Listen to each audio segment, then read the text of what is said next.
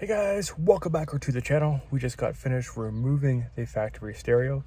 This little guy. Always keep this in a safe, dry location, so if you ever want to go back to the factory settings and or the way it all functioned, you can. It's easy, just plug and play.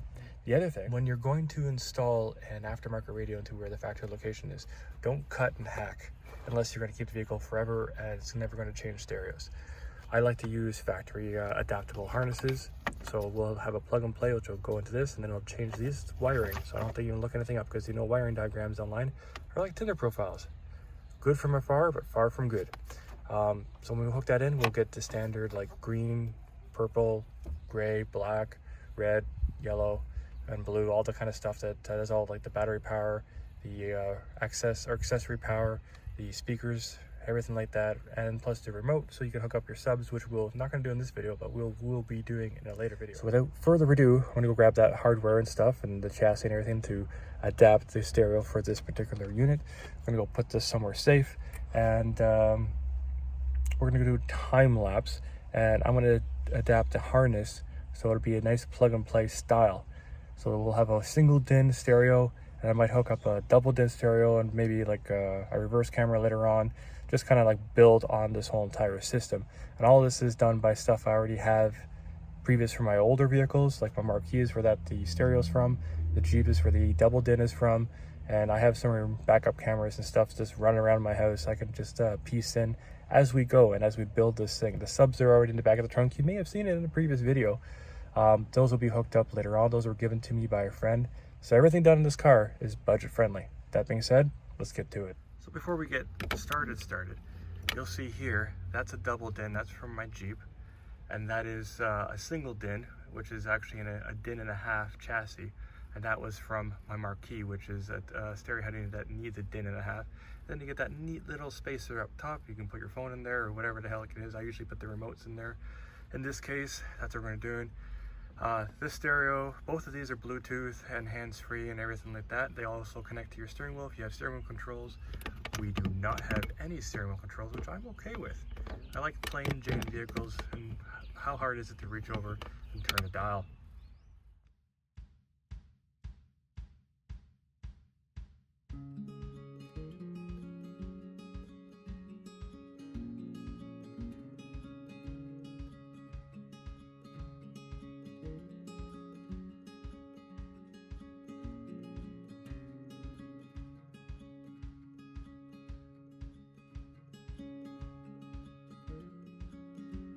So the aftermarket stereo is ready.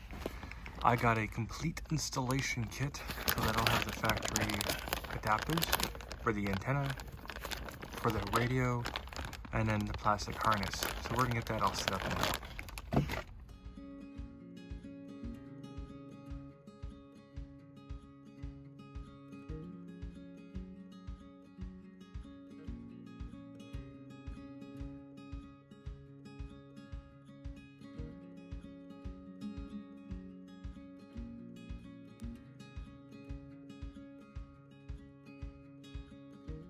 So the stereo is now ready to go, more so like that, the right way up.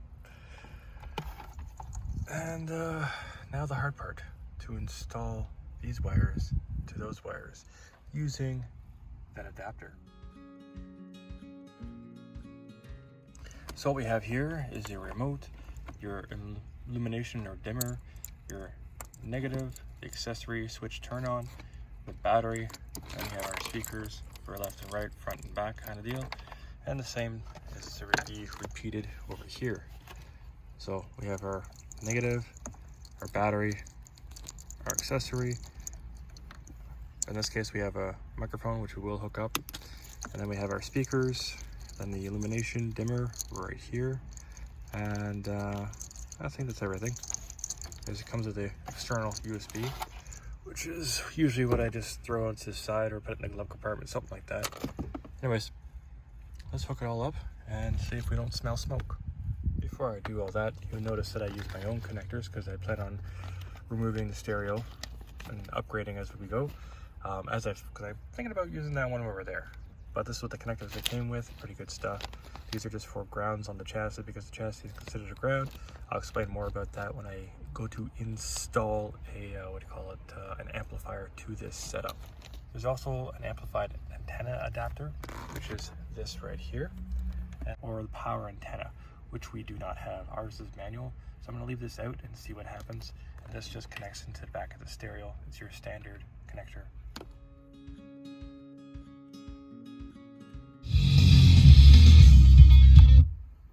So the pause matches the red of the dash. Sounds bloody amazing. The best part is I can switch right back to factory. Let me prove it to you.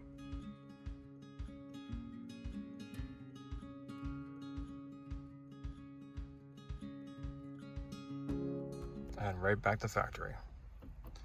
With the exception of everything being broken apart. But this is exactly the same song. Maybe a different spot. Track 3. Sounds great. Now we're gonna eject this and we're gonna put this all back to normal. The new normal, that is.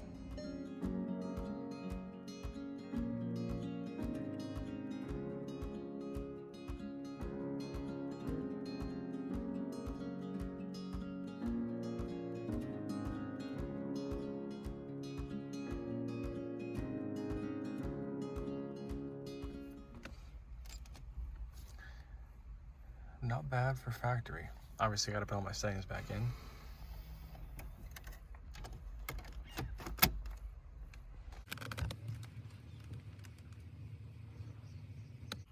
Oh, St. Pleasy Jet.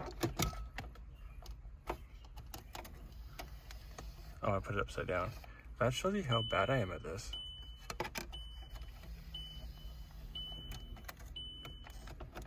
There we go. I want 3. That's it. The stereo is the same color as the dash, which is awesome. Not a bad install. Obviously there's gonna be some little glitches going across here, but all in all, I got a nice little space here for activities. I can put my phone in there. Obviously I'm holding it, so I can't demonstrate that, but all in all, I'd say this is a job complete. Now this particular stereo is hands-free and whatnot. You can call through it, although you sound like absolute garbage, like hot garbage. Not good.